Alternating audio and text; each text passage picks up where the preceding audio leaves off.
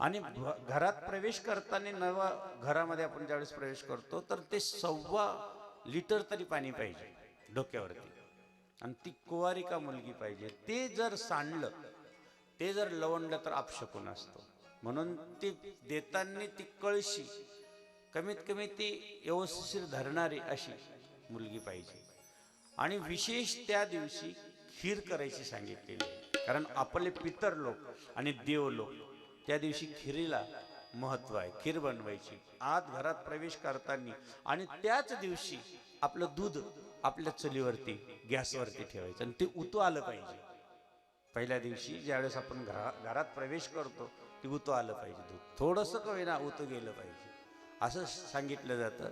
त्याहीपेक्षा जे काही घरात प्रवेश करणार आहे त्याच्या तोंडामध्ये 1 चमचा दही आणि दह्यामध्ये साखर टाकून दिलं पाहिजे प्रवेश करताना.